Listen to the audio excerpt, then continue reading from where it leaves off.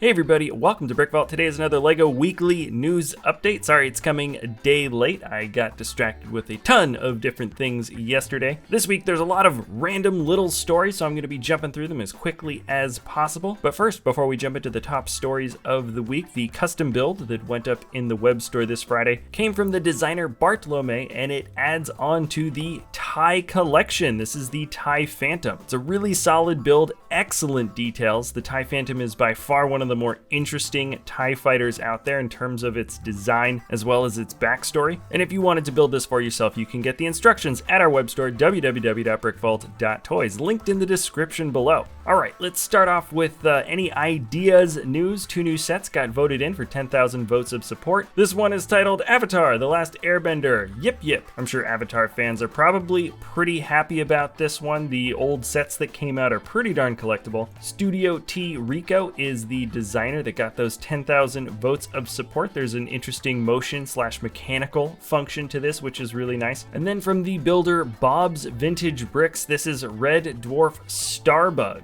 Also from another licensed series, this is a sci-fi comedy TV series, and it's a pretty interesting spacecraft. It is actually like a starship/bug, built with pretty decent details. And this, along with the Last Airbender set, enters, I believe, into the 3rd review stage of 2020. Anyways, congrats to both designers for getting those 10,000 votes. And sticking with ideas, there is a new contest to create art to be enjoyed by all. The contest is pretty open in terms of what you can be calling LEGO art, and the 5 different winners will be able to get a complete series of the 4 different versions of the LEGO art line. So that would be 4 different art Beatles, 4 of the Andy Warhol, Marilyn Monroe builds, or 3 for the Iron Man, or 3 for the LEGO Star Wars The Sith. Deadline is no later than November 3rd. And then also, this is still technically within the ideas realm, the NASA Apollo Saturn V set number 92176 relaunch has its first look. People were talking about the potential of this set being sort of rebranded or maybe even updated and coming out. It basically has a slightly different box. The part count is exactly the same as it was before. So I think it is just an ideas set that is particularly popular that people still want. So LEGO has renewed its production, and so therefore it has a different set number. And also this last week there was a reveal of a Star Wars Russian gift box. They're calling it the Russian gift box. In reality, it appeared on a Russian LEGO certified store, and for several days people didn't know what was going to be inside the gift box, but now we know. It's just another smaller gift box, and then inside that's a smaller gift box and a smaller... No.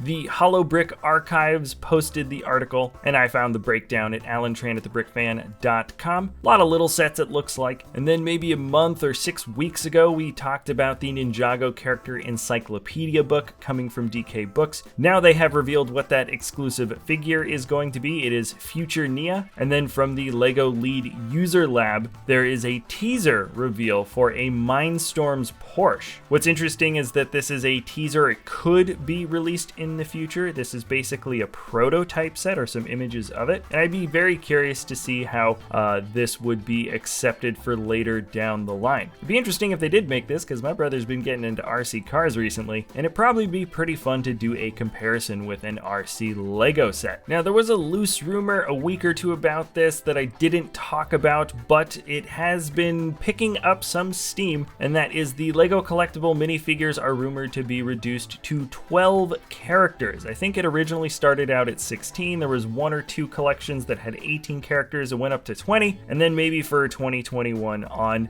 the collectible minifigure series will just be 12 figs. Pricing is expected to stay at $5 each, and let me know what you guys think about this. Personally, I care if the figures are cool. Obviously, more cool figures is always better, but I don't know. If the next CMF series has some really interesting figs, I don't think I'm going to be too disappointed. In more news, the LEGO Group's Julia Goldin was named world's 6th most influential CMO. That stands for Chief Marketing Officer, and the ranking comes from Forbes. Didn't read the article, I just saw this little highlight from thebrickfan.com, and I think a lot of the LEGO community may recognize her when the Bricklink buyout happened, and she answered quite a lot of questions on that topic. Personally, I think she handled that situation pretty well, and in general, this just seems like another list of positive things that the LEGO Group is usually getting recognized for. The New York Toy Fair has been delayed till May. More information linked in the description below if you want to read more about that. And then part of the Rebuild the World campaign, LEGO has made a giant globe in the LEGO house. It's pretty interesting. It's kind of geometric. Maybe it'll somehow coincide a little bit with the new globe set that just got accepted for ideas, even though the shape is a bit different here. And with that, that is going to be all of the top stories of the week. I've linked a couple other things in the description below if you have extra time to check out some of the other articles. Also, if you have time to check out the web store, see that new TIE Phantom, it is linked as well, www.brickvault.toys. Anyways, thanks so much for sticking around to the end of the video. If you enjoy our content, you can always like or subscribe. Sorry I was a day late on the news this time. Top 10 mocks of the week is tomorrow though, and we'll see you next time at BrickVault.